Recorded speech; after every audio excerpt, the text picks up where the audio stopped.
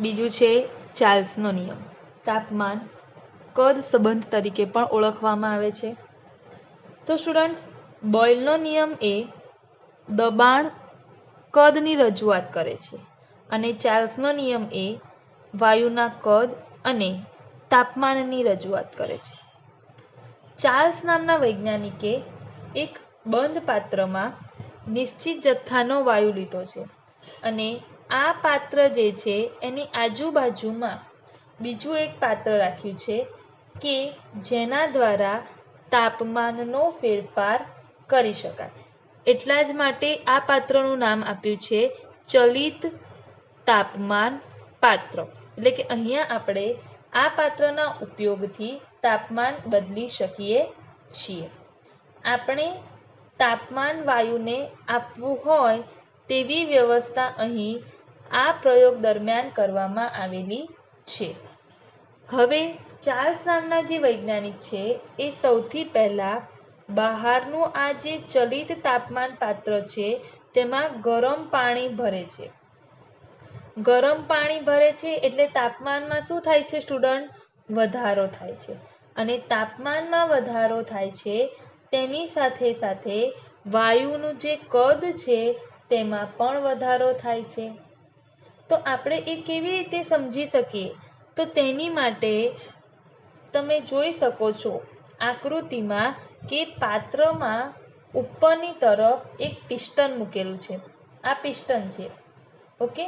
હવે જો સ્ટુડન્ટ, જો તાપમાન વધે તો આ પાત્રમાં રહેલો જે પિસ્ટન છે એ વાયુનું કદ વધવાથી ઉપરની તરફ ધકેલાય છે અને જો તાપમાન ઘટે તો પાત્રમાં રહેલું આ જે પિસ્ટન છે એ નીચેની તરફ ધકેલાય છે. તો આ પિસ્ટનના ઉપરની તરફ અને નીચેની તરફ ખસવાના કારણે આપણે વાયુના કદમાં વધારો થાય છે કે ઘટાડો થાય છે તે સમજી શકીએ છીએ. હવે વાયુનું કદ કેટલું બદલાય છે તેનો આધાર ગાણિતિક મૂલ્યો પરથી મેળવી શકાય છે. તો સ્ટુડન્ટ, પ્રયોગ દરમિયાન ચાર્લ્સ અને ગેલ્યુસેક નામના જે વૈજ્ઞાનિક છે તેમણે તેમના અવલોકનોમાં જોયું કે જ્યારે આપણે ચલિત તાપમાન પાત્રમાં ગરમ પાણી ભરીએ છીએ એટલે કે તાપમાનમાં વધારો થાય છે અને તે દરમિયાન પાત્રમાં રહેલા જે પિસ્ટન છે તે ઉપરની તરફ ખસે છે. આ પિસ્ટન ઉપરની તરફ સ્ટુડન્ટ ખસે એનો અર્થ એવો થયો કે પાત્રમાં રહેલો જે વાયુ છે તેના કદમાં વધારો થયો. તો એના ઉપરથી આપણે એમ કહી શકીએ કે તાપમાન વધતા વાયુનું કદ વધે છે અને તાપમાનને ઘટાડીએ તો વાયુનું કદ ઘટી જાય. તો એના ઉપરથી તેમણે નિયમ આપ્યો કે અચળ દબાણે નિશ્ચિત જથ્થાના, એટલે કે આ પ્રયોગ દરમિયાન દબાણ અચળ રાખવામાં આવે છે અને જથ્થાને નિશ્ચિત રાખવામાં આવ્યો છે. અચળ દબાણે નિશ્ચિત જથ્થાના વાયુના તાપમાનમાં થતો 1° સેન્ટીગ્રેડ વધારો કરતાં 0°C તાપમાને વાયુના મૂળ કદના 1/273.15 જેટલો વધારો થાય છે. આ ચાર્લ્સે નિયમ આપ્યો. જો સ્ટુડન્ટ, આ નિયમ સમજાવું શું કહેવા માંગે છે? અચળ દબાણે એટલે કે દબાણ અચળ રાખીને નિશ્ચિત જથ્થાના વાયુ એટલે કે વાયુનો જથ્થો નિશ્ચિત છે. તો અચળ દબાણે જેમ જેમ વાયુનું કદ વધે, જેમ જેમ વાયુનું કદ વધે છે તેમ તેમ પિસ્ટન ઉપરની તરફ ખસે છે. હવે જો બહારનું દબાણ એક વાતાવરણ દબાણ હશે તો પાત્રમાં પણ એક વાતાવરણ દબાણ રહેવાનો પ્રયત્ન કરશે. એટલે કે ચોક્કસ જથ્થા માટે અને અચળ દબાણે વાયુના તાપમાનમાં 1 સેન્ટીગ્રેડ જેટલો વધારો કરીએ. કેટલો? તાપમાનમાં ફક્ત 1 સેન્ટીગ્રેડ જેટલો વધારો કરીએ તો નવું મળતું જે કદ છે, 1 સેન્ટીગ્રેડ તાપમાનમાં હું વધારો કરું તો મને નવું જે મળતું કદ છે એ કેટલું હોય? તો કે પહેલાં જે મારું મૂળ કદ હોય તે મૂળ કદના 1/273.15 ભાગ જેટલું હોય. શું? મળતું નવું કદમાં થતો વધારો. અને મળતું નવું કદ કેટલું હોય? તો મળતું નવું કદ તો મૂળ કદ અને કદમાં થતો જે વધારો છે તેના સરવાળા જેટલું હોય છે. જો અહીંયા એક ઉદાહરણ દ્વારા સમજાવું તો તમને સારી રીતે સમજ પડશે. આ જ ચાર્લ્સના નિયમનો આપણે ગાણિતિક સ્વરૂપ લખીએ. તો જો ધારો કે મૂળ કદ આપણે લખીએ. ધારો કે 0 સેન્ટીગ્રેડ અથવા તો 0°C તાપમાને વાયુનું મૂળ કદ V0 છે. હવે જો મૂળ કદ કેટલું છે વાયુનું? હાલમાં V0 છે. હવે ધારો કે હું 1 સેલ્સિયસ તાપમાનમાં વધારો કરું છું. કેટલો? 1 સેલ્સિયસ. જો 1°C તાપમાનમાં વધારો કરવામાં આવે, એટલે કે તાપમાન વધારતા વાયુના કદમાં થતો વધારો, 1°C તાપમાન વધારવું, બરાબર, તો વાયુના કદમાં વધારો થશે. તો એ વધારો કેટલો થશે? તો જો વાયુના કદમાં થતો વધારો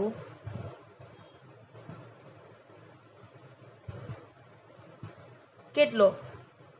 તો વાયુના કદમાં થતો વધારો મૂળ કદ, વ્યાખ્યા પ્રમાણે મૂળ કદ, તો મૂળ કદ કેટલું છે? V0. તો કદમાં થતો વધારો મૂળ કદ V0 ગુણ્યા 1/, એટલે કે મૂળ કદના 1/273.15 ભાગ જેટલો હોય. 1°C તાપમાન વધારવું તો વાયુના કદમાં થતો વધારો એ તેના મૂળ કદ એટલે કે V0 એના 1/273.15 ભાગ જેટલો હોય. શું છે આ? વાયુના કદમાં થતો વધારો. હવે અહીંયા જો વાયુનું નવું કદ કેટલું મળે? આ તો કદમાં થતો વધારો છે. હવે વાયુનું કદ કેટલું મળે? તો મૂળ કદ જે હતું V0 એ તો રહેશે જ, અને એમાં આપણે વધારો ઉમેરી દેવાનો. કેટલો વધારો? તો V0 ગુણ્યા 1/273.15. આ મળ્યું તે વાયુનું નવું કદ.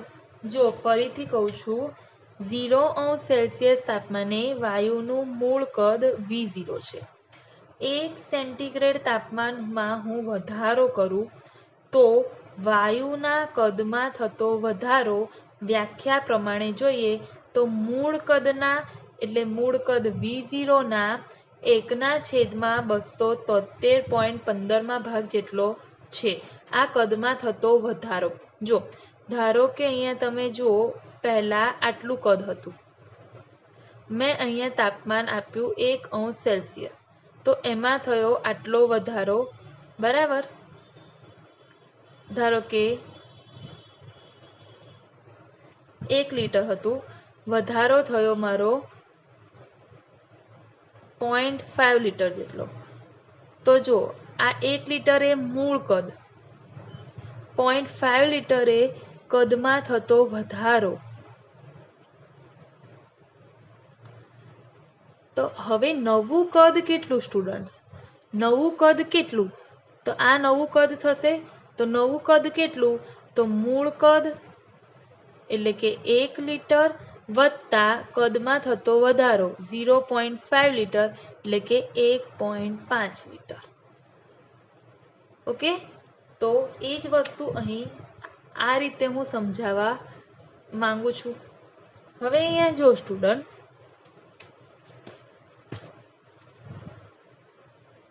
1°C તાપમાન હોય ત્યારે કદમાં થતો વધારો આટલો છે. એવી જ રીતે અહીંયા 2°C તાપમાન હોય તો અહીંયા V0 ઇન્ટુ 2/273.15. 3°C તાપમાનમાં વધારો કરવામાં આવે તો એ રીતે થાય. હવે આપણે એટલે T°C તાપમાન માટે લખીએ. ટેમ્પરેચર થાય, ટેમ્પરેચર એનો સ્મોલ ટી લખીએ તો ટેમ્પરેચરનો કેપિટલ ટી આવે, પણ અહીંયા આપણે T°C સેલ્સિયસ તાપમાન માટે. તો જો હું T°C તાપમાન વધારું છું તો T°C તાપમાન વધે તો કદમાં થતો વધારો કેટલો? તો જુઓ, કદમાં થતો વધારો થશે મૂળ કદ એના ટીના છેદમાં 273.15 માં ભાગ જેટલું. T°C જેટલો તાપમાન વધારું, કદમાં થતો વધારો કેટલો? તો મૂળ કદ V0 બરાબર, પછી મૂળ કદના ગુણ્યા તો ટીના છેદમાં 273.15 જેટલું. હવે નવું કદ કેટલું સ્ટુડન્ટ? તો નવું કદ બરાબર શું લખાય? તો કે વાયુનું કદ V0 વત્તા કદમાં થતો વધારો, તો V0 ઇન્ટુ ટી ના છેદમાં 273.15. આ થયું T°C તાપમાને મળતું નવું કદ. હવે અહીંયા જો સ્ટુડન્ટ, એક ખાસ બાબત ધ્યાનમાં રાખવાની છે કે 1°C તાપમાન માટે આપણે લખ્યું. હવે T°C તાપમાન માટે કદમાં થતો વધારો લખ્યો અને આ નવું કદ લખ્યું. આ નવું કદ કોની માટે છે? T°C માટે. તો નવા કદને આ રીતે હું VT લખી શકું. કોનું કદ છે? આ T°C તાપમાને કદ છે, એટલે એના માટે મેં શું લખ્યું? VT. ઓકે, તો હવે હું સૂત્ર લખું તો આ રીતે લખાય, VT બરાબર V0 plus V0 into T ના છેદમાં 273.15. ઓકે, V0 સરખા છે, કોમન નીકળી જશે તો અહીંયા V0 કોમન નીકળશે તો અહીંયા શું વધશે? 1 વત્તા ટીના છેદમાં 273.15. ઓકે, તો હવે આપણે લસા લઈ લઈએ તો V0 કૌંસમાં 273.15 વત્તા ટીના છેદમાં 273.15. ટીના છેદમાં તો છે, એકના છેદમાં કશું નથી, એટલે 1 અને 273.15 નો લસા 273.15, એટલે આપણે ગુણી નાખવાનું. તો હવે અહીંયા જુઓ સ્ટુડન્ટ કે અહીં આપણને તાપમાનનો એક નવો માપક્રમ અસ્તિત્વમાં આવશે. તો જુઓ કેવી રીતે? તો જુઓ સ્ટુડન્ટ, આપણે 273.15 વત્તા ટી છેદમાં 273.15 આવી રીતે સૂત્ર મેળવ્યું. હવે અહીંયા શું થાય છે? તો જુઓ કે તાપમાન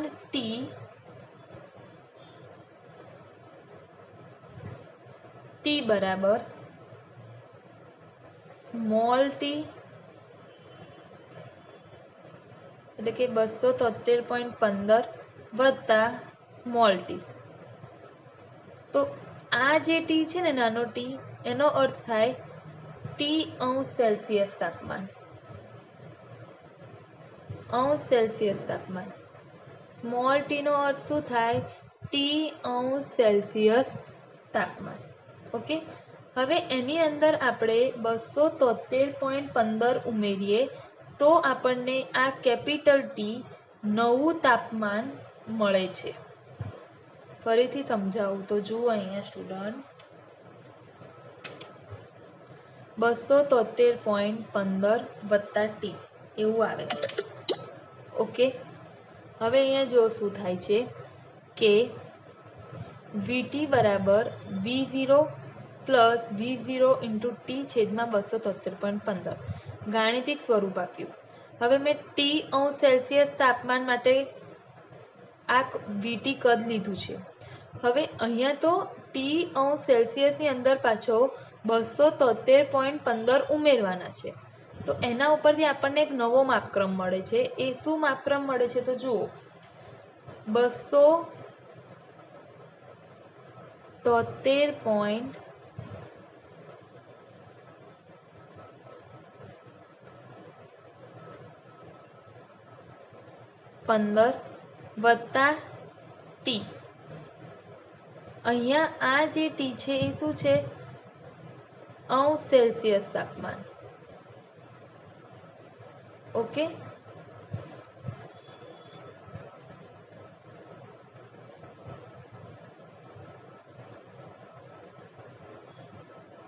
अंश सेल्सियस तापमान छे।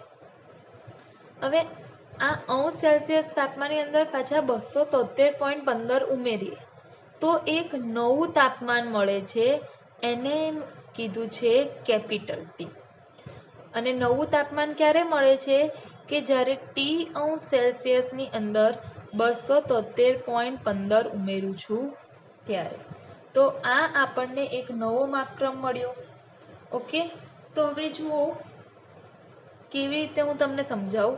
धारो के अहींया टी अंश सेल्सियस माटे हूँ 0 अंश सेल्सियस तापमान लઉં। टी बराबर 0 अंश सेल्सियस। तो चलो आ सूत्र में किंमत मूकीए आपणे तो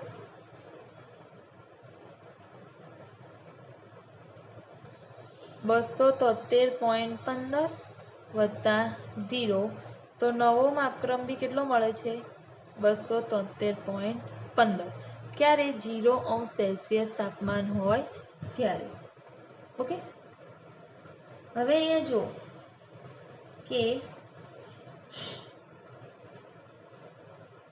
0 अंश सेल्सियस तापमाने नवो मापक्रम कैपिटल टी ए पण केटलो मळे छे? 273.15 केटला तापमाने? 0 अंश सेल्सियस। एटले अहींया आपणे शुं लखीशुं हवे? T0। ओके, तो आ बे बाबतो उपरथी कई बे बाबत? एक तो capital T is equal to अंश सेल्सियस तापमान प्लस 273.15 आ टी माटेनुं सूत्र अने आ T0 माटेनुं थयुं। तो आ बे सूत्र जे छे एना उपरथी एक नवो मापक्रम अस्तित्वमां आव्यो अने आ नवा मापक्रमने नाम आपवामां आवे छे निरपेक्ष केल्विन मापक्रम। शुं कहेवामां आवे छे? निरपेक्ष केल्विन मापक्रम। अने आ बे बाबत उपरथी एक नवुं सूत्र मळ्युं अने ए सूत्र शुं मळ्युं स्टुडंट? तो केल्विन मापक्रम माटेनुं सूत्र मळ्युं। आपणे तमे बधा ज जाणो छो के सेल्सियसने तमारे केल्विनमां फेरवવું होय तो तमे लोको आ रीते लखो छो, केल्विन बराबर 273.15 वत्ता अंश सेल्सियस। ज्यारे आपणे सेल्सियसमांथी केल्विनमां फेरवવું होय तो आ सूत्रनो उपयोग करे छे। तो आ सूत्र केल्विन मापक्रम केवी रीते मळ्यो? तो स्टुडंट्स आ रीते आपणने मळ्यो हतो। हवे जुओ स्टुडंट, आपणे आ ज बाबतोनो आमां उपयोग करीए केवी रीते? तो जुओ अहींया स्टुडंट 273.15 वत्ता टी, तो आ छे 273.15 वत्ता टी। एनी माटे आपणे शुं लख्युं? कैपिटल टी बराबर, नवो मापक्रम जे मळे छे ए कैपिटल टी नवो मापक्रम, पण क्यारे? T°C તાપમાને અને નીચે છે 273.15. તો 273.15 ક્યારે મળે છે? તો કે 0° તાપમાને, એટલે અહીંયા લખવાનું T0. તો અહીંયા આપણને સૂત્ર મળે છે VT = V0 × T/T0. ઓકે, હવે જુઓ સ્ટુડન્ટ, આ સૂત્રને આ રીતે બી લખી શકાય. આ V0 આપણે ડાબી બાજુએ લાવીએ તો હમણાં ગુણાકારના સંબંધમાં છે તો ભાગાકારમાં થઈ જશે એટલે છેદમાં આવશે. તો VT/V0 = TT/T0. ઓકે, તો આ ચાર્લ્સ નામના વૈજ્ઞાનિકે તારવેલું સમીકરણ છે. હવે અહીંયા જો આ જે સમીકરણ મળ્યું એને સમીકરણ નંબર આપી દો 1, આને સમીકરણ નંબર આપી દો 2. હવે જો આમ આપેલું આ જે સમીકરણ છે ને એને આપણે બીજી રીતે પણ લખી શકીએ. કેવી રીતે? તો જો VT ને V0 ની જગ્યાએ તમે આ રીતે લખી શકો કે V1/T1 = V2/T2.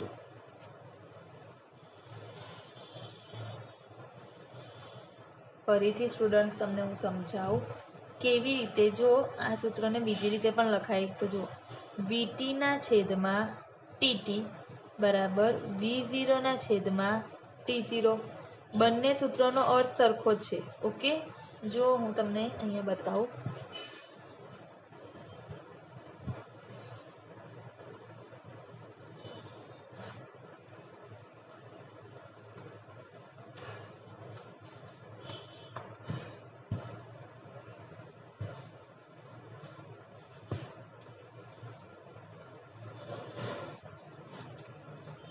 સમીકરણ 2 જે છે એને અથવા કરીને હું લખું છું અહીંયા.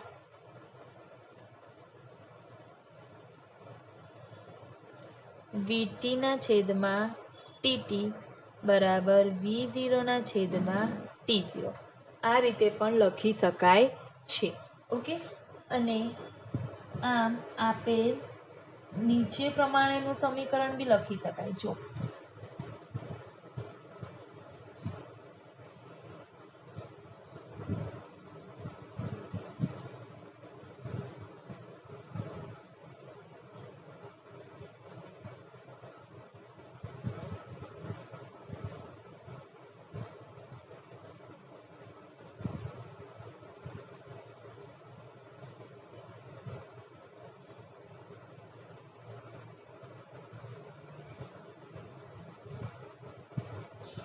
જો નીચે પ્રમાણેનું સમીકરણ કેવી રીતે લખી શકીએ?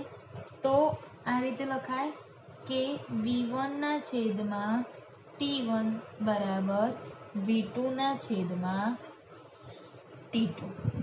ઓકે, હવે અહીંયા જો સ્ટુડન્ટ,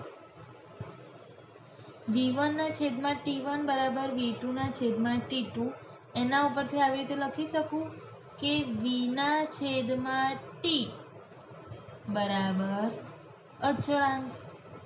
તમે બોલમાં આપણે આ ઊંધી રીતે છે, થોડું રિવર્સમાં છે.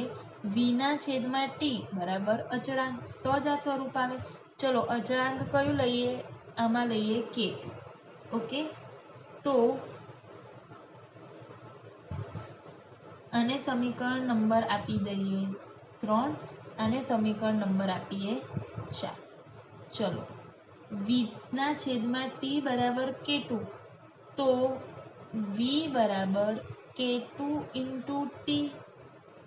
V બરાબર K2 × T સૂત્ર મળ્યું.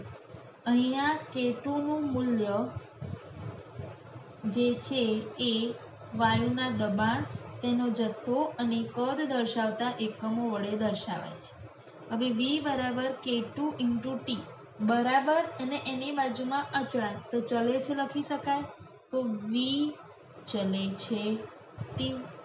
ચલો આ જે T છે ને સ્ટુડન્ટ, અહીંયા આપણે કેલ્વિનમાં લીધું છે. ઓકે, અને આ પ્રયોગ દરમિયાન દબાણ અને વાયુનો જથ્થો કેવા હતા? અચળ. એટલે પી અને એન અચળ. ઓકે, તો વી ચલે છે ટી ચાર્લ્સના નિયમ મુજબ. તો આમ નિશ્ચિત દબાણે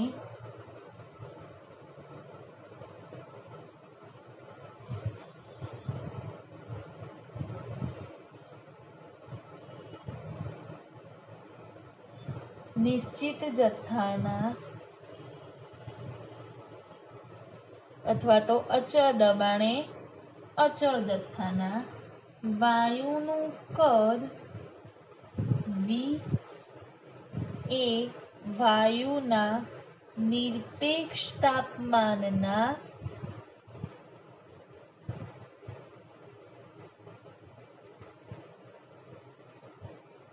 સમપ્રમાણમાં છે. કે વી ચલે છે ટી છે. ઓકે, એટલે વી ચલે છે ટી નો અર્થ શું થાય? કે અચળ દબાણે અને નિશ્ચિત જથ્થાના વાયુનું કદ વી એ તેના નિરપેક્ષ તાપમાન ટીના સમપ્રમાણમાં છે. ઓકે, એટલે કે સમીકરણ 5 એ ચાર્લ્સના નિયમનું ગાણિતિક સ્વરૂપ છે.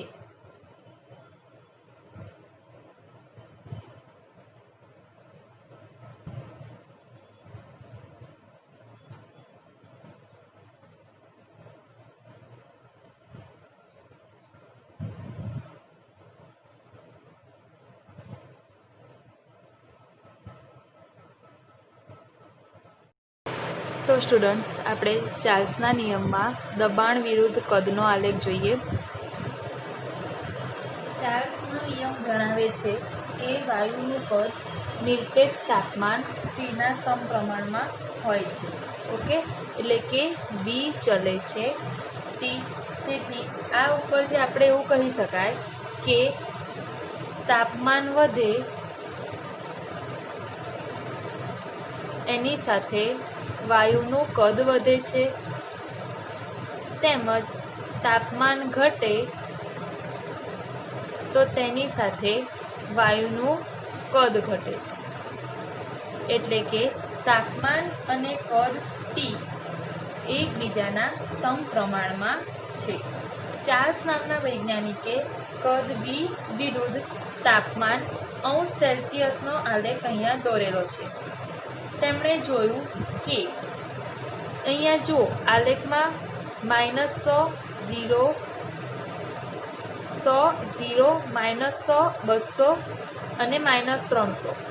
એટલે કે 0ની આ બાજુ ધન તાપમાન છે અને 0ની ડાબી બાજુ ઋણ તાપમાન બતાવ્યું છે. હવે ચાર્લ્સ નામના વૈજ્ઞાનિકે આલેખમાં તમને બતાવ્યું છે કે જેમ જેમ તાપમાન ઘટે એટલે 100 + 100 થી -300 તરફ જઈએ આપણે, તો જેમ જેમ તાપમાન ઘટે છે એની સાથે સાથે વાયુનું કદ પણ શું થયું રહ્યું છે? ઘટી રહ્યું છે. અને અહીંયા P1, P2 અને P3 એ શું છે? દબાણ છે. ઓકે, એટલે કે અચળ દબાણે અને નિશ્ચિત જથ્થાના વાયુ સાથે જેમ જેમ આપણે તાપમાન ઘટાડતા જઈએ તેમ તેમ વાયુનું કદ પણ ઘટતું જાય છે. ઓકે, પહેલાં એમણે P1 દબાણ લીધું, ત્યારે અવલોકન કર્યું, ત્યાર પછી એમણે P2 દબાણ લીધું અને એ દરમિયાન તેમણે આલેખ દોર્યો.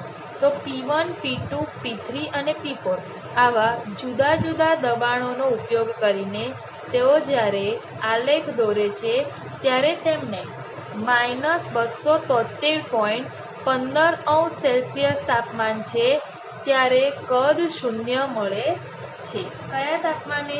તો કે -273.15° તાપમાને વાયુનું કદ શું મળ્યું છે? અહીંયા સ્ટુડન્ટ્સ 0 મળ્યું છે.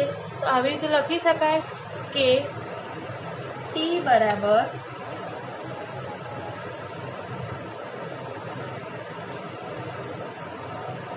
-273.15 15°C તે સમયે વાયુનું કદ આપણને અહીંયા 0 મળ્યું છે. આપણે કેલ્વિન વાળું સૂત્ર લખીએ તો ટી કેલ્વિન શું સૂત્ર હોય છે સ્ટુડન્ટ? તો કે 273.15 પ્લસ અંશ સેલ્સિયસ. ચલો અંશ સેલ્સિયસ છે, એમાં કેટલું છે અંશ સેલ્સિયસ? તો કે 273.15 માઇનસ 273.15 એટલે કેલ્વિનમાં માપક્રમ કેટલો થઈ ગયો? 0. તો આપણે એવું બોલી શકીએ કે 0 કેલ્વિન તાપમાને વાયુનું કદ આપણને 0 એટલે કે 0 મળે છે. તો સ્ટુડન્ટ ખરેખર વાયુનું કદ 0 થાય છે? તો કે ના, વાયુનું કદ 0 નથી થતું. અહીંયા શું થાય છે કે જ્યારે 0 કેલ્વિન તાપમાન હોય તે સમયે વાયુનું કદ જે છે એ પ્રવાહીમાં રૂપાંતરણ થઈ જાય છે. એટલે આપણને તે વાયુ સ્વરૂપે જોવા મળતો નથી, પરંતુ પ્રવાહી સ્વરૂપમાં અસ્તિત્વ ધરાવે છે. તો આલેખ ઉપરથી આપણે એવું કહી શકીએ કે અચળ દબાણે નિશ્ચિત જથ્થાના વાયુનું કદ તેના નિરપેક્ષ તાપમાનના સમપ્રમાણમાં છે, અને જેના દ્વારા આપણને સીધી રેખામાં આલેખ દર્શાવે છે. હવે અહીંયા જુઓ સ્ટુડન્ટ, જુદા જુદા દબાણે V/T બરાબર K2 ના જે મૂલ્યો છે એ પણ જુદા જુદા મળે છે. ઓકે, એટલે તેમજ કદ વિરુદ્ધ તાપમાન જે સેલ્સિયસનો આલેખ છે તે આલેખને સમદાબી આલેખ અથવા તો સમભાર આલેખ તરીકે ઓળખવામાં આવે છે. આ આલેખને કયો આલેખ કહેવામાં આવે છે સ્ટુડન્ટ્સ? સમદાબી આલેખ. સમદાબી આલેખ એટલા માટે કહેવામાં આવે છે કારણ કે આ પ્રયોગ દરમિયાન ચાર્લ્સ નામના વૈજ્ઞાનિકે દબાણ શું રાખ્યું છે? અચળ રાખ્યું છે. સમદાબી, અને એને ઇંગ્લિશમાં આપણે કહીએ તો આઇસોબાર તરીકે ઓળખવામાં આવે છે. તો આ થયા ચાર્લ્સના નિયમની આલેખીય રજૂઆત. કોયડો 5.2 શું છે? કોયડો 5.2 પેસેફિક મહાસાગરમાં તરતું જહાજ જ્યાં તાપમાન 23.4°C છે, ત્યાં એક બલૂન 2 લિટર વાયુથી ભરેલ છે. આ જહાજ જ્યારે હિંદ મહાસાગરમાં પહોંચે છે, જ્યાં તેનું તાપમાન 26.1°C છે, ત્યારે ફુગ્ગાનું કદ કેટલું હશે? પહેલાં આપણે તાપમાન 23.4°C આપેલું છે પેસેફિક મહાસાગરમાં, એટલે તાપમાન T1 બરાબર 23.4°C. સેલ્સિયસ તાપમાનને કેલ્વિનમાં ફેરવવું હોય તો 273 વત્તા 23.4 કેલ્વિન, તો આન્સર આવશે 296.4 કેલ્વિન. અહીંયા 273.15 નથી લેવાના. ઓકે, 273 જ લેવાના છે, ઇઝી પડે, રાઉન્ડ ફિગર લીધી છે આપણે. V1 કદ આપેલું છે 2 લિટર. જ્યારે તે હિંદ મહાસાગરમાં પહોંચે છે ત્યારે તેનું તાપમાન T2 થાય છે 26.1°C. તેને આપણે કેલ્વિનમાં ફેરવીએ તો 273 પ્લસ 26.1, તો કેલ્વિનમાં આવે છે તાપમાન 299.1 કેલ્વિન. તો કદ V2 કેટલું થશે? હવે આપણે ચાર્લ્સના નિયમનો ઉપયોગ કરીએ તો ચાર્લ્સના નિયમ મુજબ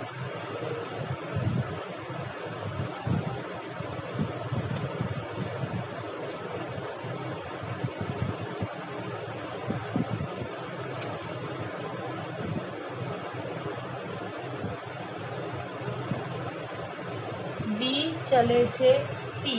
ઓકે, એટલે કે V/T બરાબર K થાય. તો એના ઉપરથી સૂત્ર આવશે V1/T1 બરાબર V2/T2. ઓકે, આપણે શું શોધવાનું છે? V2 શોધવાના છે.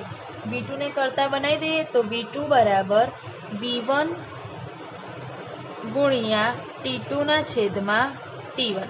ચલો, કદ V1 છે 2 લીટર, ટેમ્પરેચર T2 છે 299.1 કેલ્વિન અને T1 ટેમ્પરેચર છે 296.4 કેલ્વિન। કેલ્વિન કેલ્વિન એકમ નીકળી જશે તો 2 ગુણ્યા 299.1 છેદમાં 296.4 તો આપણને V2 કદ મળશે 2.018 લીટર। એટલે જ્યારે બલૂન હિન્દ મહાસાગરમાં જશે ત્યારે 26.1 તાપમાને તે ફુગ્ગાનું કદ 2.018 લીટર હશે। ત્રીજો નિયમ છે ગેલ્યુસેકનો નિયમ। ગેલ્યુસેકનો નિયમ છે એમાં એ દબાણ અને તાપમાનના સંબંધને સમજાવે છે।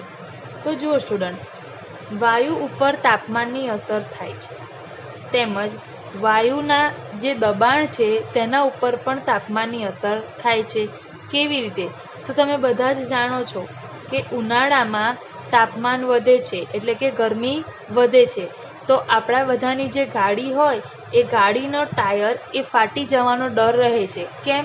કારણ કે તાપમાન વધે છે એના કારણે તે ટાયરમાં રહેલા વાયુનું દબાણ પણ શું થાય છે? વધતું જાય છે અને એને કારણે ટાયર ફાટી જવાનો ડર રહેલો છે। એટલે આપણે એવું કહી શકીએ કે દબાણ અને તાપમાન એમની વચ્ચે સંબંધ રહેલો છે કે તાપમાન વધશે તો એની સાથે સાથે દબાણ પણ શું થશે? વધશે, અને તાપમાન ઘટે તો તેની સાથે સાથે દબાણ પણ શું થાય છે સ્ટુડન્ટ? ઘટે છે।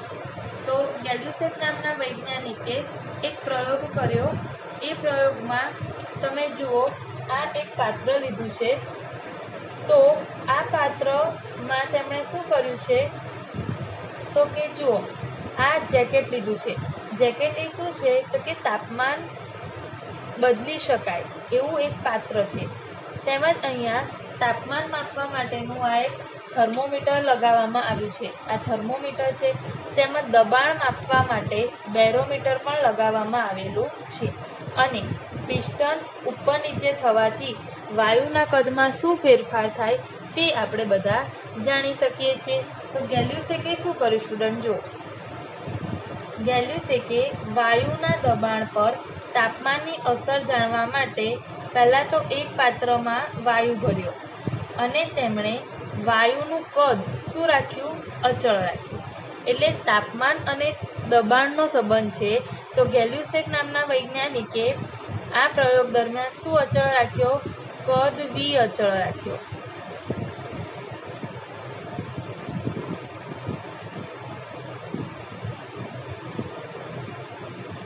તેમણે કદ V અચળ રાખ્યું એનો અર્થ શું? કે આ પ્રયોગ દરમિયાન પિસ્ટન એ ઉપર કે નીચે ખસશે નહીં। પિસ્ટન જે જગ્યાએ છે તે જગ્યાએ સ્થિર રહેશે। તેમણે શું કર્યું? તો સૌ પ્રથમ જેકેટમાં ગરમ પાણી ભર્યું। જેકેટમાં ગરમ પાણી ભર્યું એટલે તાપમાન વધ્યું, અને આ તાપમાન વધવાથી વાયુના દબાણ પર શું અસર થાય છે, અથવા તો વાયુનો દબાણ કેટલું વધે છે, તેમાં કેટલો વધારો થાય છે તે તેમણે બેરોમીટર દ્વારા માપ્યું। ગેલ્યુસેકે પ્રયોગમાં જોયું કે જેમ જેમ તાપમાન વધે છે તેમ તેમ બેરોમીટરમાં દબાણનું મૂલ્ય પણ વધતું જાય છે। તેમણે એમ પણ જોયું કે તાપમાન જો આપણે ઘટાડીએ તો બેરોમીટરમાં દબાણ પણ ઘટતું જોવા મળે છે। અને આ ઉપરથી ગેલ્યુસેક નામના વૈજ્ઞાનિકે એક નિયમ આપ્યો કે નિશ્ચિત જથ્થાના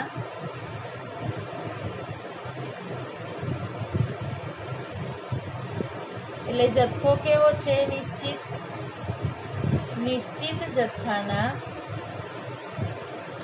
વાયુ માટે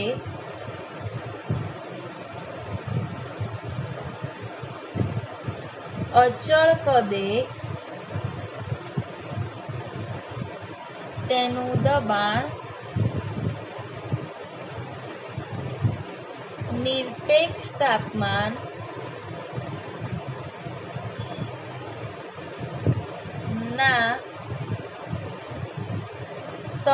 પ્રમાણમાં હોય છે.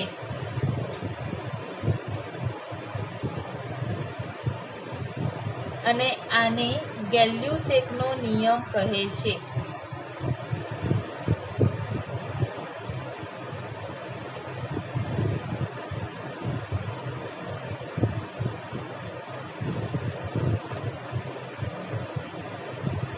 શું કહે છે કે નિશ્ચિત જથ્થાનો વાયુ માટે અચળ કદે એટલે કદ અચળ દબાણ જે છે એટલે કે તે વાયુનું દબાણ નિરપેક્ષ તાપમાનના એટલે કે જે તાપમાન છે તેના સમપ્રમાણમાં છે. એટલે આપણે આવું કહી શકું કે તાપમાન T વધે તો દબાણ P પણ વધશે અને તાપમાન T ઘટે તો દબાણ P પણ શું થશે? ઘટશે. તો જ આપણે એને આ નિયમને હું ગાણિતીય રીતે મારે દર્શાવવું હોય તો આ રીતે દર્શાવી શકું કે દબાણ વધે તાપમાન વધે, દબાણ ઘટે તાપમાન ઘટે, P ચલે છે T.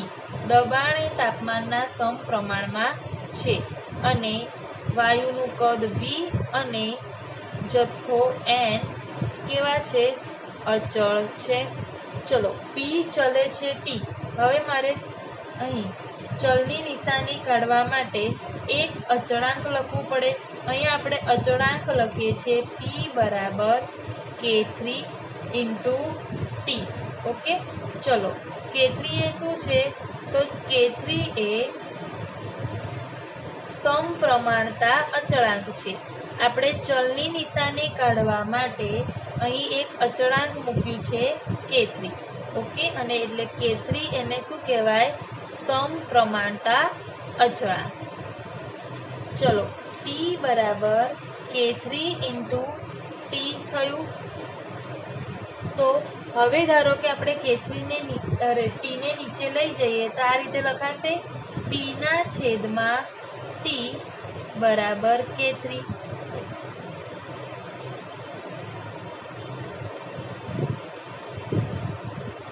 અને આ એ ગેલ્યુસેકના નિયમનું સૂત્ર છે. ઓકે, હવે આનું વ્યાપક સ્વરૂપ શું આવે? ગેલ્યુસેકના નિયમ સૂત્રનું વ્યાપક સ્વરૂપ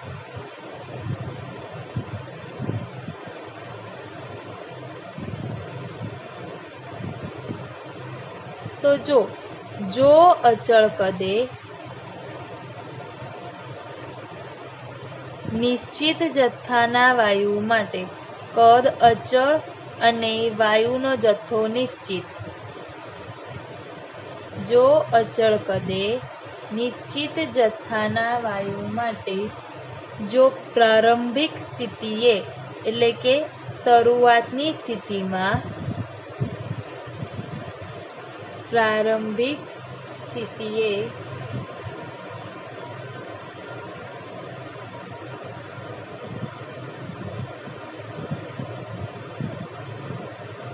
તેના દબાણ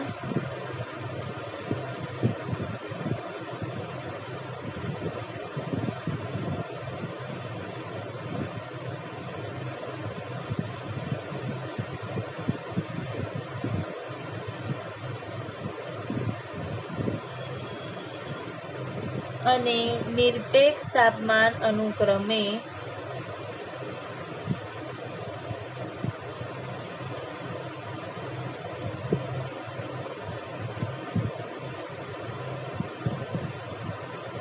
પ્રારંભિક સ્થિતિએ દબાણ અને નિરપેક્ષ તાપમાન અનુક્રમે P1 અને T1 છે અને અંતિમ સ્થિતિએ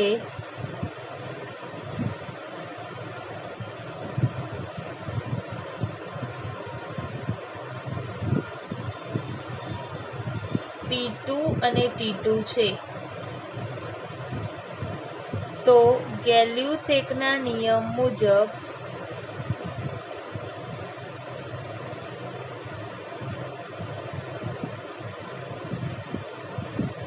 આપણે લખવું હોય તો આપણે જાણીએ છીએ કે P ના છેદમાં T બરાબર K3 અચળ. તો આવી રીતે લખાય P1 ના છેદમાં T T1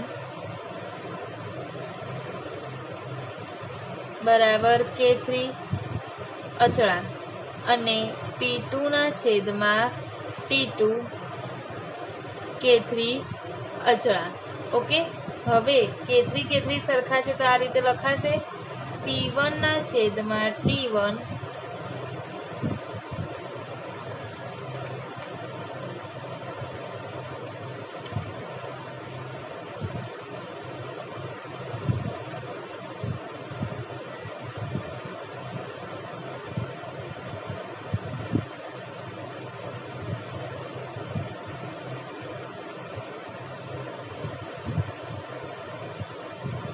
બરાબર P2 ના છેદમાં T2.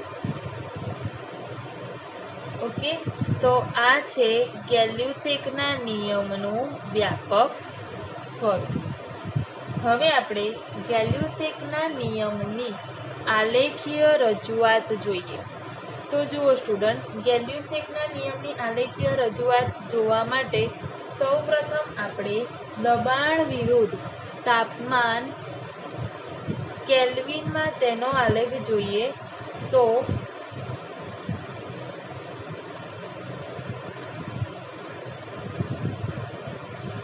દબાણ એનો એકમ છે બાર. ઓકે, અને તાપમાન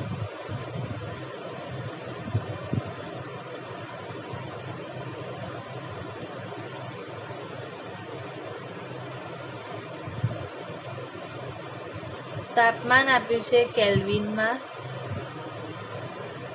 ચલો, તાપમાન છે 100, 200, 300,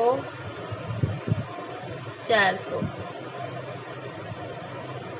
હવે અહીંયા જો આ આલેખ શાનો છે સ્ટુડન્ટ?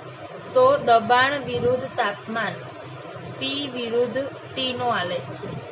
હવે અહીંયા જો આપણે શું જોયું ગેલ્યુસેકના નિયમ મુજબ કે P ચલે છે T, એટલે કે દબાણ એ તાપમાનના સમપ્રમાણમાં છે.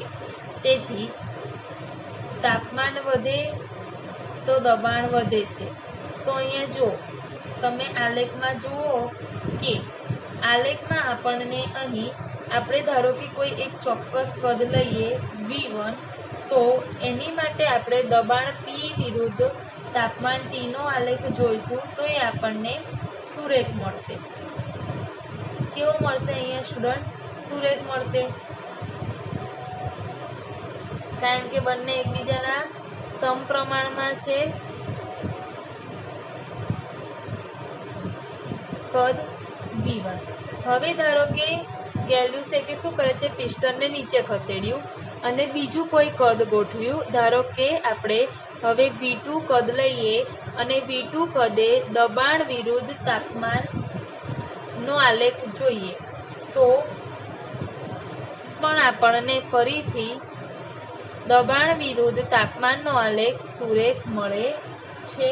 ઓકે, એટલે આ રીતે આપણે કદ V3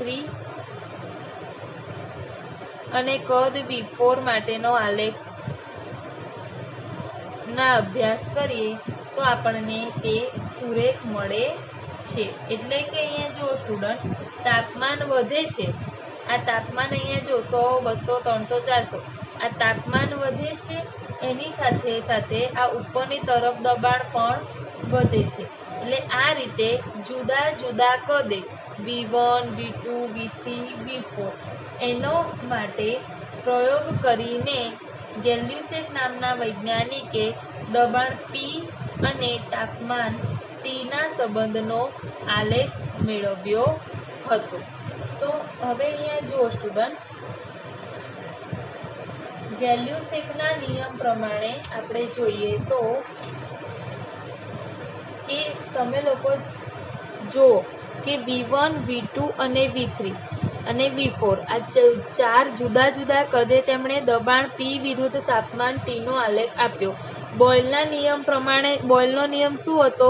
તો કે P એ કદ V ના વ્યસ્ત પ્રમાણમાં હોય છે.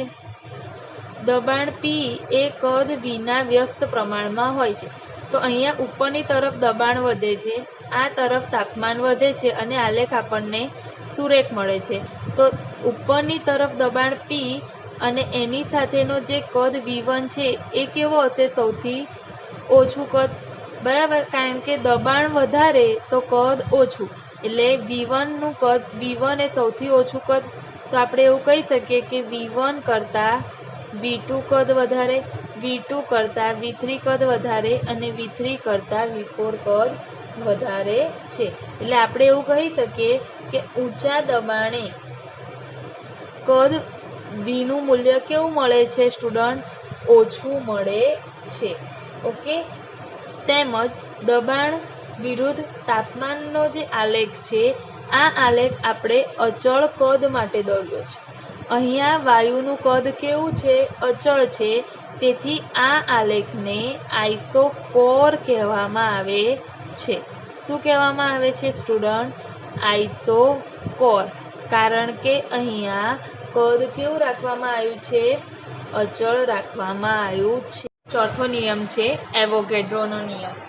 તો સ્ટુડન્ટ, ચેપ્ટર 1માં એવોગેડ્રોના નિયમનો આપણે અભ્યાસ કર્યો હતો. ડાલ્ટનના પરમાણ્વીય વાદ અને ગેલ્યુસેકના સંયોજકતા કદના નિયમનો ઉપયોગ કરીને એવોગેડ્રોનો નિયમ આપ્યો છે. નિયમ શું છે?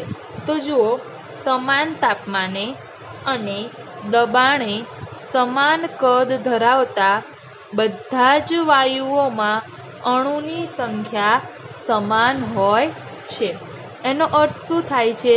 તો જુઓ સ્ટુડન્ટ, જ્યાં સુધી તાપમાન અને દબાણ અચળ રહે છે ત્યાં સુધી વાયુનું કદ વાયુના અણુઓની સંખ્યા ઉપર આધાર રાખે છે.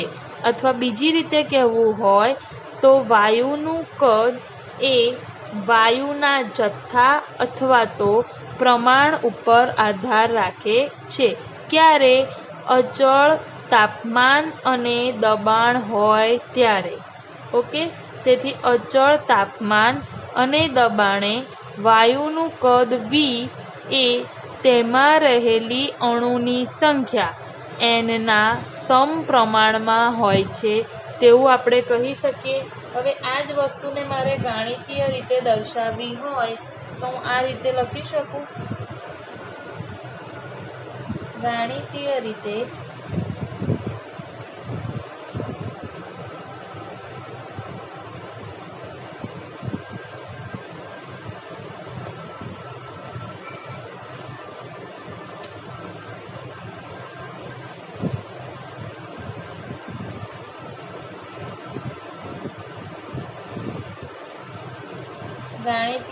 લખવું હોય તો વાયુનું કદ V એ તે વાયુમાં રહેલા અણુઓની સંખ્યા n ના સમપ્રમાણમાં છે. ક્યારે?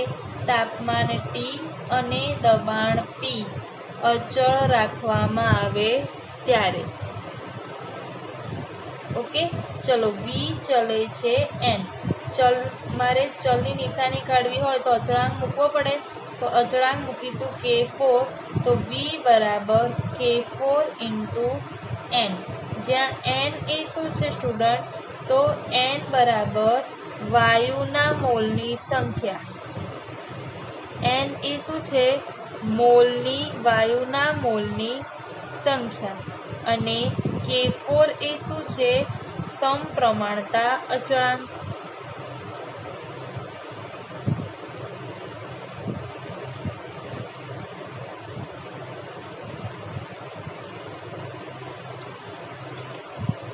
તો V K4 × n. આને આપણે એવોગેડ્રોના નિયમનું ગાણિતીય સ્વરૂપ એવું કહી શકીએ છીએ. આમ વાયુનું કદ V મોલની સંખ્યા n ના સમપ્રમાણમાં છે. હવે વાયુના 1 મોલમાં રહેલા અણુઓની સંખ્યા કેટલી નક્કી કરવામાં આવી છે સ્ટુડન્ટ? તો તમે બધા જ જાણો છો કે 1 મોલ બરાબર 6.022 × 1023 અણુઓની સંખ્યા નક્કી કરવામાં આવી છે. અને તેને એવોગેડ્રો આંક તરીકે પણ ઓળખવામાં આવે છે. ઓકે, ધારો કે ઉદાહરણ આપણે લઈએ તો બે વાયુ છે, કોઈ પણ બે વાયુ. ઉદાહરણ તરીકે આપણે લઈએ કે હાઇડ્રોજન અને ઓક્સિજન. આ બે વાયુ આપણે લીધા. બંને વાયુઓ જે છે એનું તાપમાન T છે અને દબાણ કેટલું છે બંને વાયુનું? T રાખેલું છે. હવે બંને વાયુનું કદ કેટલું હશે? તો જુઓ, હાઇડ્રોજન અને ઓક્સિજન તાપમાન અને દબાણ સરખું રાખ્યું છે. બંને વાયુનું કદ છે 5 લિટર. તો હાઇડ્રોજનનું કદ પણ કેટલું આવશે? 5 લિટર. અને ઓક્સિજનનું કદ પણ કેટલું આવશે? 5 લિટર. ઓકે, વાયુના કદ 5 લિટર હોય તો તેમાં રહેલા અણુઓની સંખ્યા પણ સરખી હશે. અને તેમાં રહેલા અણુઓની સંખ્યા બંનેમાં કેટલી હશે? ધારો કે x અણુઓ.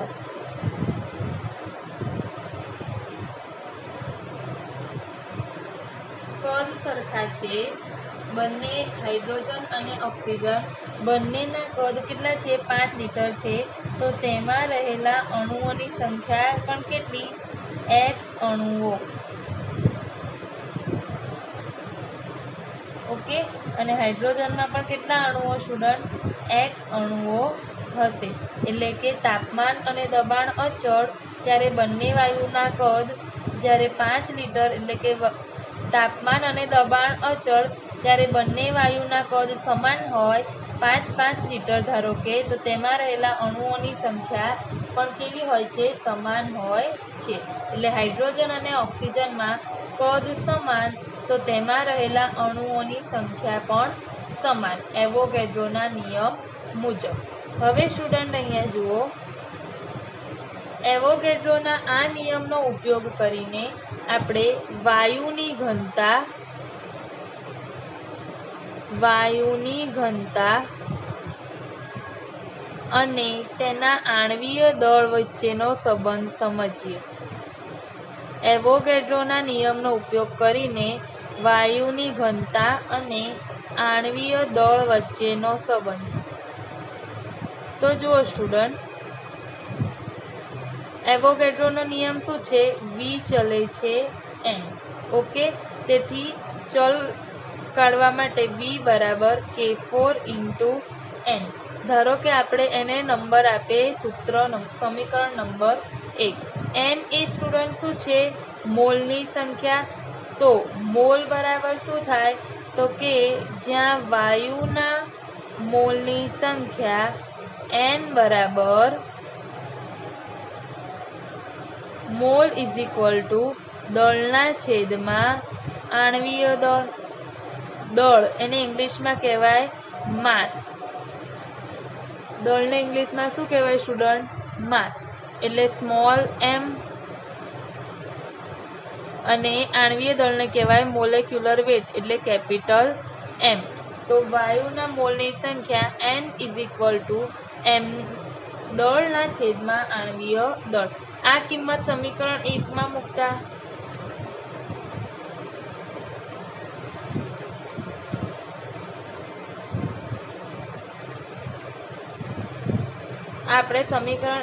મૂકતા ક્યાં મૂકીશું? n ની જગ્યાએ. તો V K4 × n. ઓકે, તો K4, ચલો n ની જગ્યાએ શું મૂકીશ? m ના છેદમાં કેપિટલ M, દળના છેદમાં આણ્વીય દળ. ઓકે, હવે અહીંયા જુઓ, ધારો કે હું આણ્વીય દળ એટલે કે મોલેક્યુલર વેટ કેપિટલ M ને કરતા બનાવું તો શું આવશે સ્ટુડન્ટ? કેપિટલ M બરાબર K4 × સ્મોલ m ના છેદમાં V. દળના છેદમાં કદ થશે.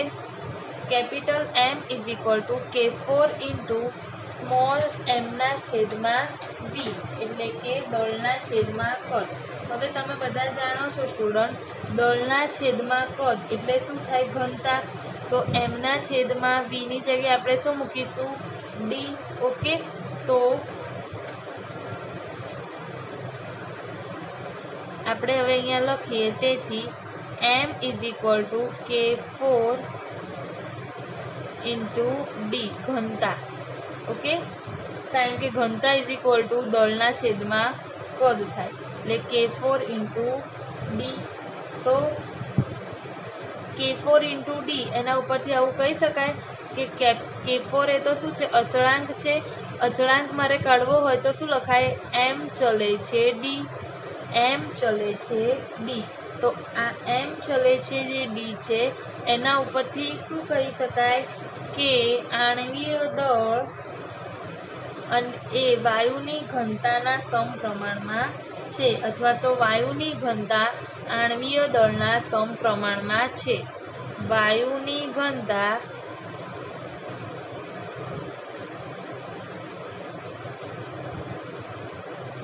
આણ્વીય દળના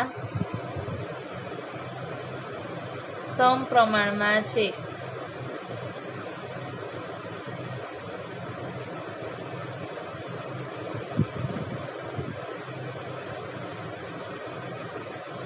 એમ ના છેદમાં V is equal to D કેમ લખ્યું, તો ડી બરાબર એમ અપોન વી થાય. ડી એટલે ઘનતા, એમ એટલે દળના છેદમાં કદ, એટલે એમના છેદમાં વીની જગ્યાએ મેં લખ્યું ઘનતા ડી.